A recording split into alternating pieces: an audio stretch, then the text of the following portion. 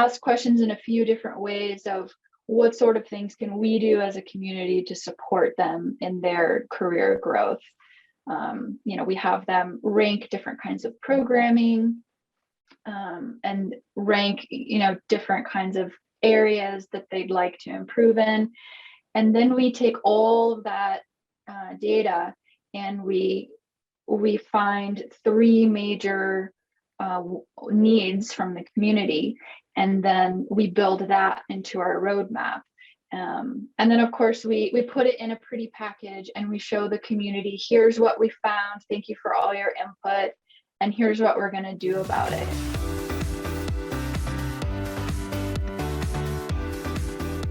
Hey everyone, I'm Joel Primack, host of the Communal-Led Growth Show. Today I'm joined by Erin O'Neill, head of community at RevOps Co-op, powered by Funnel IQ. Thank you so much for being on the show today, Erin. Super excited to be here. Thanks for inviting me, Joel. How could we not have you on the show? That's a better question. Let's start off with a super softball question. Can you give all of our listeners a quick 30-second intro about yourself? Sure. My name is Erin O'Neill. Like you said, I run the RevOps Co-op. We are a almost 4,000 member Slack community of RevOps professionals. We are a community of practice. So we're creating programming that facilitates networking, knowledge sharing, career growth, and education for people that are in revenue operations. I am in the role about 11 months now. It's actually my first online community role and my first tech job. It's been a long road for me to get to this place, but it is definitely my spot. Thriving here, having a lot of fun, and super excited to see where all of this goes with community-led growth. Awesome. Well, I'm glad to hear that you're having fun. It's important to do that. Yes. So diving into this a little bit further, I would love to hear, why did Funnel IQ decide to go with a community-led growth strategy by building out RevOps Co-op?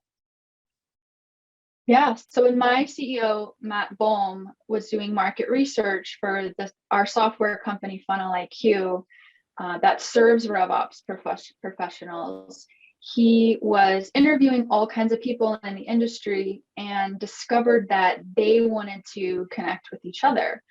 And so, talked to his advisors and did some looking around. And I think that it just made sense to create a place for them to connect with each other online. And he actually spun up the Slack and website, and famously says he did it while his son was napping one afternoon. And the rest, they say, is history. So it makes sense for us because we are constantly looking for insights from RevOps professionals and what they're struggling with, what kind of problems they're up against, just all kinds of, trends that they're learning about and stuff. And then that helps influence our product, and it helps us serve them better. Definitely. I think that that's a nice kind of symbiotic relationship between the community and then how it actually impacts the business behind it. So. For sure. Yeah. And the mission of our community is to provide value to RevOps professionals. So it's just kind of an added bonus that it helps us build software that helps make their jobs easier. Yeah. Funny how that's in there too. Just a little bit. Just a little bit. Yeah. But so we talked about kind of the history of RevOps Co-op now. What are the ways that you guys serve and engage members through content, tools, and community? Yeah, we actually have quite an ecosystem these days of programming and options for people to connect. So our main platform is Slack chat. We keep our channels light so things don't get too cluttered. I think we have about 8. It has to be a really good reason to add a new channel, and it's very engaged. We also use ComSore's product Meetsy to help curate one-on-one connections, and we can also do some subgroups in there, like people that are teams of one or people that are executives, so they can meet with each other. Our mentorship program runs through there. We also run regular events, topical networking events. We have some in-person events. We have Slack AMAs, video interviews, and what else? Oh, we have a talent marketplace where people can post jobs and get connected with those hiring or looking. We have a wonderful consultant network, and we also have a partnership program. So our partnership program runs a little bit differently than some others. Ours are thought leaders, and we see them as an extension of our team and our community. So for example, we have a commission-based software company that answers everybody's questions in the community about comp planning, because this is a very hot topic in the community, because it's something that's always changing and evolving. So we make sure that they have a lot of support in these areas. Awesome. I love that idea of bringing in a partner to help kind of own actually the response to specific topic that's related to their offering. I love that idea. And then it takes the load a little bit off of other people and community team overall. Exactly. And it creates a more holistic and trusted relationship between the partners and the members, rather than what I like to say, running commercials in the community is what we don't like to do. But if you have a tool, that provides a valuable service, and you're talking to the people that might buy that tool, then if you're helping them in your area of expertise, then when they're shopping, for different tools, and they already know and have a relationship with you, then they're more likely to pick you, as their solution. Definitely would agree with that. And that's something I think that many, communities are adopting as part of their growth strategies, partnering with great companies to add that thought leadership to their members. So they have exclusive access to the latest learnings and things of that nature to help them be at the forefront of their careers, whether it's RevOps in your case, or sales and marketing enablement, et cetera, whatever space you're really in. Yeah, absolutely. It's exciting to help teach them how to engage in this newer marketing channel, because it's a little bit different from the traditional. Yeah, I mean, there are definitely rules of engagement, or as I call it, community etiquette, I think is going to be something that people are going to have to learn, for whether it's all members or partners who are in the community, things of that nature.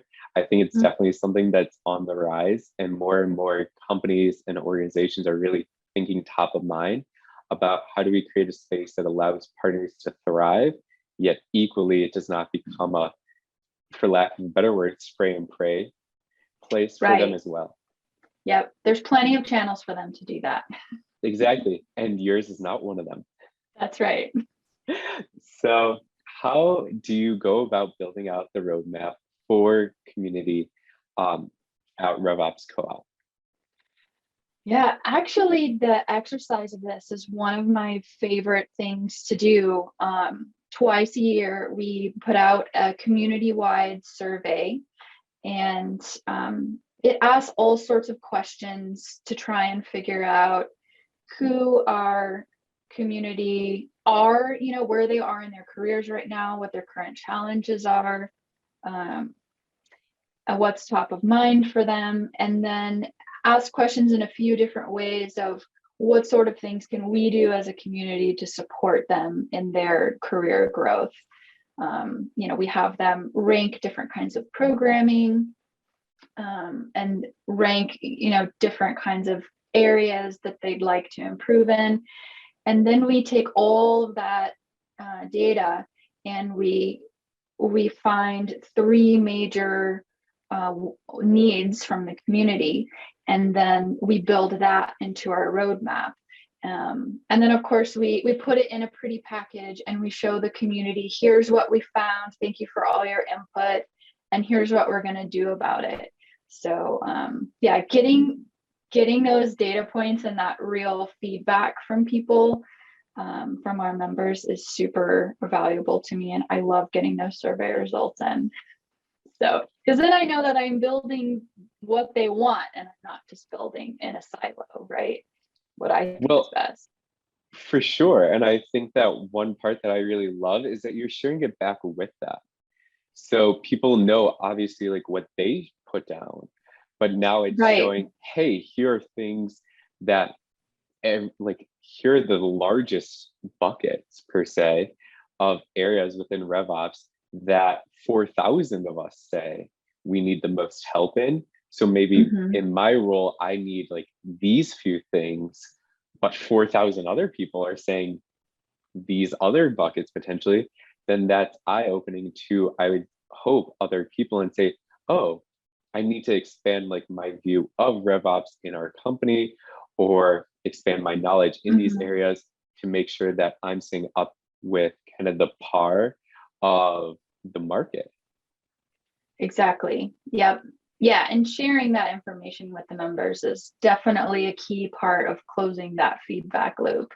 And one of the ways I try to get them to answer the survey, because they're very data minded folks, is I say, if you want to tip the data in your favor, you've got to answer the survey. And I'm like, if you don't see one of your top things, on here that made the list, then, next time around you can answer the survey. I love it. Yeah. That's very true. And it's all about like, you build what the community tells you to build. So if they don't participate, then you might not be building what that specific person at least wants. So I like it. Yeah, I want to hear from as many of them as possible. Double tapping into that, sorry, idea just came into my head. Yeah. What's the average like response rate that you see for them? If you know around whether it's like number of members, you shared that there are about 4,000 members in, or percent, I'd just be really curious to hear what that would be. Yeah, it's actually pretty low. I mean, I always want it to be higher, of course. So our engagement rate is consistently around 18 to 20%.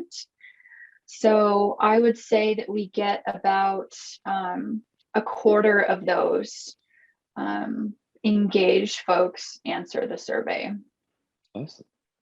Well, thank you so much for sharing. And we are going to now move into a similar place of what are the key metrics to show ROI for the community? Yeah. So I recently rearranged these now that we are getting a little bit larger. Community growth was always our number one key metric. And I recently rearranged them so that the number one key metric is now engagement. So that's overall engagement in Slack. Like I said, we're consistently 18 to 20% active and engaged. So we want to make sure that number stays around there. And then, just looking at attendance of events and connections made through our various programming. Those are the things that I'm looking for the most. Are people using and finding value in the things that we're building for them? After that, because we're growing, I have a major objective of, activating a quality community support team. So that's number 2 on my list. And then there's a bunch of key objectives under that. How does that look? And that's with built like hiring and then just like member-led or member volunteers. And then after that is growth. We obviously want to make sure that we're growing consistently in all of our programs and in general with our membership. And then the ones that we have under that are more project management kind of metrics, just to make sure that we're making progress on the things that we said, we were going to make progress on in a given quarter. So things like feedback loops, make sure we're proactively talking to a certain amount of members minimally, and then make sure that we're, building the things that we said that we're going to build. Those are the things that we track quarterly. Awesome. So as we're coming up on time, I would love to hear what your 3 trends for community in the B2B SaaS / tech space are that you're most excited about in 2022 and beyond. So I don't have 3 trends, but I am quite active in the so I'm involved with CMX and Community Club, and I'm quite active in the Community Club. So I feel like in general, the trends that I'm seeing is just the exploding growth of the industry. I'm seeing orgs being built out. You said you talked to somebody earlier that has 18 people on their team, which is still very exciting to hear. Every time we see all these nuanced community roles, we all get a little giddy. We're like, oh my gosh, they hired community operations. And then I'm also seeing, so just like jobs are exploding, and there's an influx of people discovering community, myself included, in the last year and a half. From other careers, other industries, people are looking to get into community. And yeah, just all of the tooling right now that's being built out is incredible. We're able to manage more effectively and track things more effectively. So all of that is exciting. So we'll definitely continue to see that grow. And I'm sure that that's a testament of companies adopting community-led growth and then actually seeing the return of investment, seeing the value there, how it works. So that's definitely a trend that's been growing and will continue to grow. And it's super exciting to be a part of it. Awesome. Well, thank you so much for being on the show today, Erin. If people want to follow or connect with you on other channels, what are the best channels and/or handles for them to do so? Yeah, absolutely. You can find me in CMX, like I said, in Community Club. It's Erin O'Neill. You can connect with me on LinkedIn. I'm always happy to chat. All things community. I recently made the career change, so always happy to help others do the same. And yeah. Awesome. Well, thank you so much and have a great day. Yeah, thanks. You too, Joel.